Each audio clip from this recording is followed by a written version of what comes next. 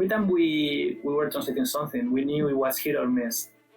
We knew that it was gonna really resonate very well with some people, that they were gonna praise the localization, and other people that would just say that what the hell are those guys doing? Hello everyone, we're live here in Tokyo in Japan. My name is Mara and I founded Animation Studio. So today we will talk about localization and translation of anime or video game products. They're quite the big thing. Like they work in IPs like Persona 5, Naruto Shippuden, Demon Slayer, and Reading. Final Fantasy, Reventure, Ishin, Phantasm, Itadaki Smite. Like some of these titles are maybe global or just in Japan, things like that. So you may not know some of them. 1 second. And you are live. Hello. Oh, hello. Good morning. Morning. How are you doing? Please introduce yourself. Thank you. Well, first of all, I'm really excited to be here with you, sharing these moments, talking about things that we like, things we're passionate about. And since I met you, I realized that what we're doing are quite aligned, you know. So for me, it's really, really exciting to be here. My name is Luis. I'm running a localization and production company here in Japan, focused mainly on video games and also anime, and we do a little bit of manga too. Some of them are really known, others are small, but you know, we believe that in time they will have an impact, you know, on the indie good ones. Yeah. That's one of the tasks we do at Shinyuden. We're trying to pick up like promising titles that, you know, can have some recognition locally in Japan, because we're in a studio which is based in. We are in 2 places actually in Japan. One of them is Akihabara. We'll talk about translation and localization. Are they the same? What is it? Can you help me explain this? Usually it's misunderstood. Most of people think that they are the same thing, when actually translation is the basic rewording of a text in a different language. Mm-hmm. But you don't put into account, you know, all the cultural background, all the local way of presenting a particular topic, or having, you know, in mind the really important things of every country where the product is targeted at. So in a nutshell, basically, localization will be like creating a text as if it was produced in the country where is it going to be published. So as an example, imagine that you have a manga, and you want to make it feel that it was written in Spain. So you can just not go word by word and put the words, output them directly, because sometimes they will not make quite sense. You have to bear in mind that most people that are reading the manga in their native tongues, they don't quite get cultural references, the equivalents, you know, in terms of some expressions or even some deeper things, you know, that each culture has. So you have to imagine what would be the closest concept in the target language. Yeah. It takes more time, and it's actually one of the things that we have done in a better way than probably the people, since we've been here for a really, really long time, and we got to specialize in Japanese contents. So every time there's something you see, you know, in a manga or an anime that you think, oh, this is untranslatable, there's no way that we can pull this through and have an equivalent in our target language. That's not true. I mean, we quite find really interesting, you know, to face that challenge and try to find the perfect equivalent instead of just getting away with it and translating it directly, you know. White Leon Animations but that does not mess with the essence of the dialogue. So I'm guessing about the localization where you have to shift the translation to something else so it communicates to the actual culture. What would you say about that? Mm-hmm. I mean, priorities are set in stone for us. And I guess in general, in the localization industry, it's really, really important that the message gets through. And if for that we need to sacrifice slightly, not totally, but slightly, the text sometimes so the reader or the watcher understands what's going on, we will try to compensate it later at a certain point so that everything keeps balance. Most of the time, people really enjoy and even celebrate. Most of the time when you are reading comments, reviews, opinions on localization, they don't really care that much about what the original text was saying, because most of the time they don't have command of that language. They cannot, get the original Japanese or even English. They only see the localized version. So they're really happy when they see something that, I don't know, a friend of them will say. The main point here is that we really need to make people feel natural about everything that's been expressed in the translation and recognizable, instead of rather, having them saying, but this seems like, machine translation, automatic translation, this is quite bland, this text has no soul, nobody will say the line. It's like, these kind of things. Yeah, you have to think also, like, is this on character and things like that. Like, I'll put you in the spot. Can you give me some examples with, like, tricky localization anecdotes? Oh yes. I'll try to give general examples if you want, that are not just related or dependent on certain Spanish expressions. So what you are saying is actually quite important. The voice that every character needs to have, right? The characterization, as we call it, and that you have already by working on the anime industry, that every time that you are developing a character, this character needs to have their personal views on the world, expression, ideologies, a lot of that. And a lot of things like those get lost in translation most of the times, because translators tend to translate and not to localize completely. So in Japan, it's a craft, translating and localizing. Usually they take into account every small detail, every hidden meaning, because as you know, Japanese, the language infers a lot of things. It's really contextual. This is one mistake that a lot of localizers do.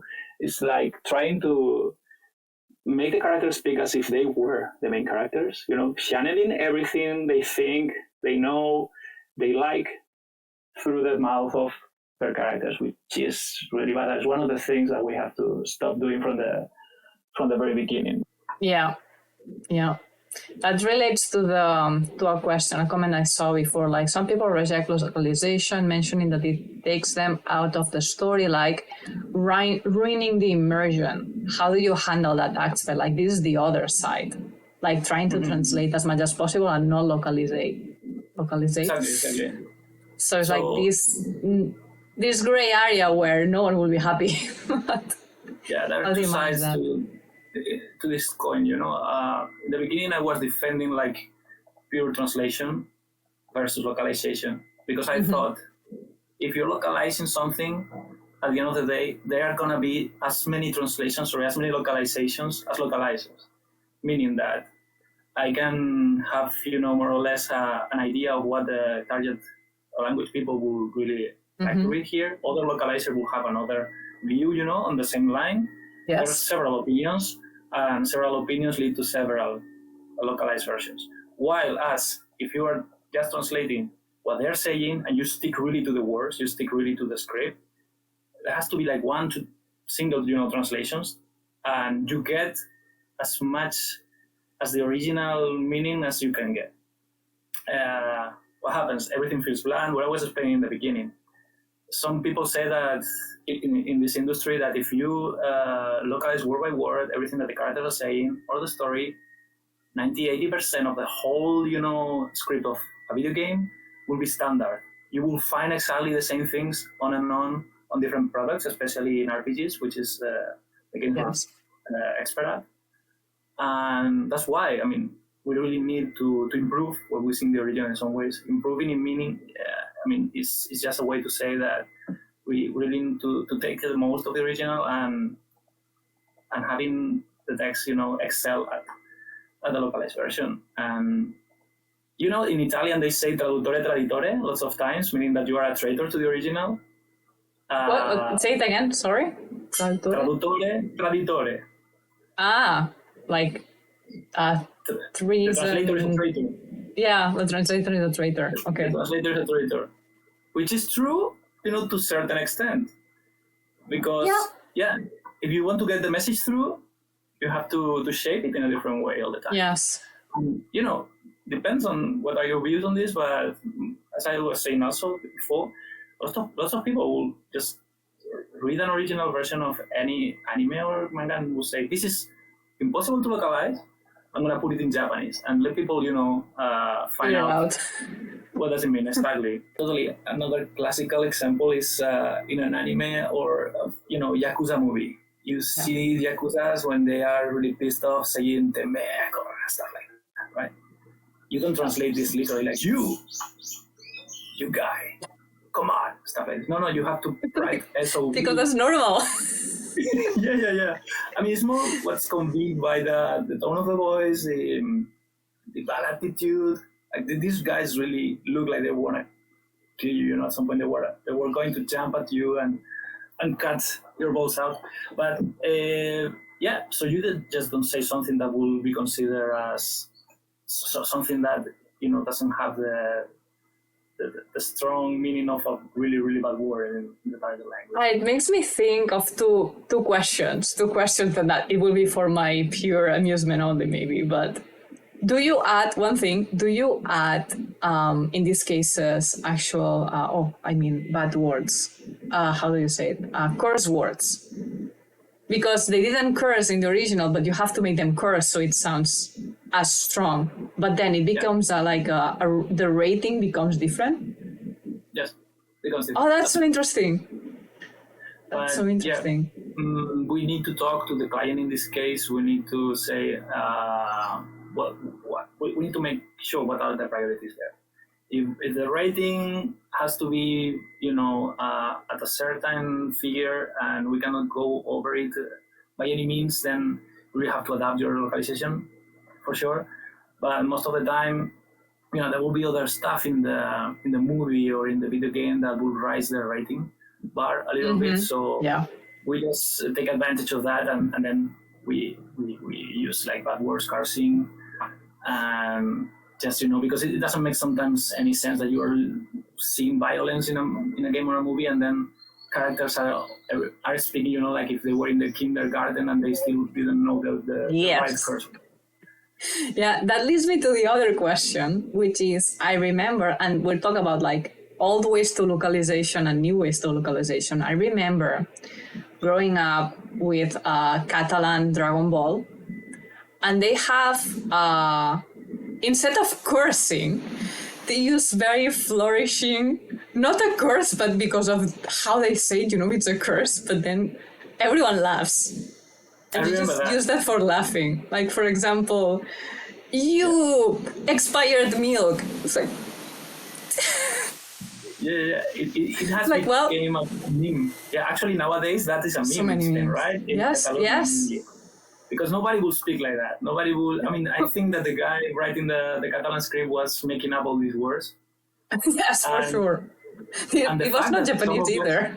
Yeah, but if we are using this, that's great. Also, that's the power of translation because some people started using those lines, those stupid lines, and those all came from that anime, from the Catalan version. I just remember another case, but it's slightly different, but it happened in a Chinese movie that was translated as Confusion was the title, I think, in the West. Okay. And it had a lot of Chinese characters that came from different regions, and everybody spoke, in a way that nobody would understand in the other region. They were all Chinese, but, one speaking in Cantonese, for example. Yes. And what they did in Spain is just having every character in the movie speak like if they came from a different region from Spain. There will be one guy called speaking in Galician, the other guy speaking in Catalan, mixing words with Spanish from Andalusia. So that's really cool. That's really cool. Right? It works. So in the States, that could be done in a similar way probably if they want to get if they want to use this approach. And of course they have a lot of accents. It's really rich in terms of pronunciations too. So the bigger the country, the bigger the possibilities. Gods. Let's talk about gods a little bit. Okay. They're called kami in Japan, right? Yes. But the gods in Japan are not the same gods as you might find, in the West. The concept is different. People usually get amused when they find out that they call a camera, a video camera, or a PC, or a video game, they call them gods too. Because kami is in everything, right? Everything has like a spirit, I guess. A spirit, yeah. There's a spirit lying within every element in the nature, and we have to understand things that don't breathe also as elements of the nature, because they are there, they are matter at the end of the day. So yeah, that's why the concept of kami cannot be translated just as God in the West. And some people will just opt, to leave the word in their text. I came very close to a Japanese author that he was writing on demons, and Japanese demons in Japan are called oni, as you know. Yes. And discussing localization, this author, she was saying that Oni is untranslatable. Oni is a Japanese demon, so it has to be kept as Oni in the game, and he was asking their translators to do that too. If you want to keep the flavor of the Japanese part in the story, sometimes it's even encouraged, to leave some Japanese words. A few words, like the words that will be repeated in the series and will be explained by context, at least. Yeah, totally.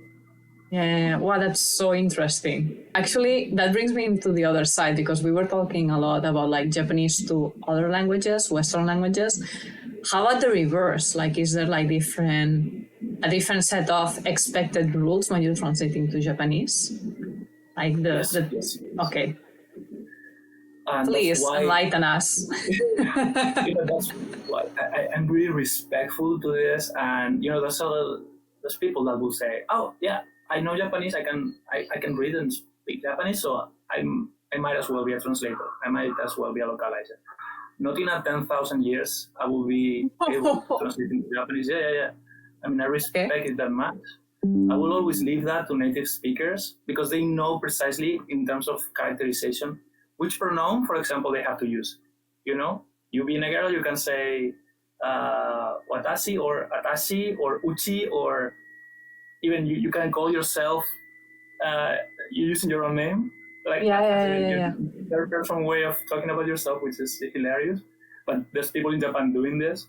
Yeah. So the translators here, they know exactly what pronoun to use, what should be the order of the grammar, which words will be inferred and not actually using translation. And one thing that I do a lot when I go and watch movies here in Japan, I usually watch them in original version. Yes. They always come with Japanese subtitles, of course. And that's pure localization, because sometimes you hear something. It's completely different. Really, complicated, it's so wordy. different. And then, you see the subtitle and it says everything in a very compact, very, very simple and understandable way of things. And they still carry all the meaning that the other guy, the guy in the screen, is saying, in long sentences. Yeah, that's so interesting. That's so interesting. I'm asking things that I sort of either know the answer or I'm guessing, so it's a bit difficult for me to also make you explain. But we just talk about real languages. What happens if it's a fictional language inside that world? For example, let's like the classical RPG games, like maybe in the background there's like the tavern has, instead of tavern, it says like a lot of like scribbling things like that. And then, the background, you don't touch it, I'm guessing. What if they start speaking something different? Like, do you make people just try to say the same, leave it like that? I will totally encourage to leave stuff as it is, and even if they have their own language and you don't want the watcher, whoever is watching the anime, know, you can opt also to use subtitles there or not. I mean, I know there's people that usually will put a subtitle behind the board or the sign, and there will be people here in Japan. I've been working with video games that actually had this in their games. They had like a special language just in the world, and you will read a lot of signs that have this scribbling. So they let people to study those. They let people to learn those by recognizing different patterns here and there. They make their own list of let's say scribbles, signs, and they scribbles. They compare them, and at the end of the day, you get to the solution. You you get to know why, how combining this and that, you get a word that, you know. So it's like fictional languages that are actually a language. It's not using the word. Yes, they are not just. I think usually if you're talking about the Japanese products, they will probably think what's the meaning behind everything that they put in a board or stuff like this, because there's nothing random there. Everything is really, really thought through. You know, one thing that I really liked in one video game called Ico. Yes. Oh yeah, I know. It's beautiful, that game. If you remember that game, I mean, had a special language. Yeah, but not only one, it had two, because the main characters, they couldn't understand each other, I think. They spoke different languages, but both of them were fictional languages. So that game invited you to replay it after you clear it, and then you had the option of adding subtitles to the conversations. So that's beautiful. It was amazing, because you get a different experience in the same playthrough that in the first playthrough you feel like the main character. You cannot understand this girl. So everything is mysterious for you, and then you play the game again, and then you actually see what they were trying to say to each other, or also the lines when that's so cool. the bad character in the story tries to kidnap the girl and stuff like this. What are the reasons behind it? Because you're just a witness to everything, but without a way to get the meaning through. And yeah, the game wants you to play to re-experience it, and that's a really cool approach to it. That's really cool. Awesome. Thank you very much for your job. It's very important. Thanks to people like you, people like Tiny Me, were able to get this all into this world. Thanks to everybody that took the time to watch the live stream and to send their comments and questions. And yeah, it was really fun. Thank you. It really finished in a blink. I was feeling so comfortable that now I see the time. It was like a football match. Yeah, it was quite a stream. But it felt like 10 minutes for me. So thank you very much for making it so easy for me to talk. Oh, I'm so happy to hear that. Okay, so bye everyone. Bye.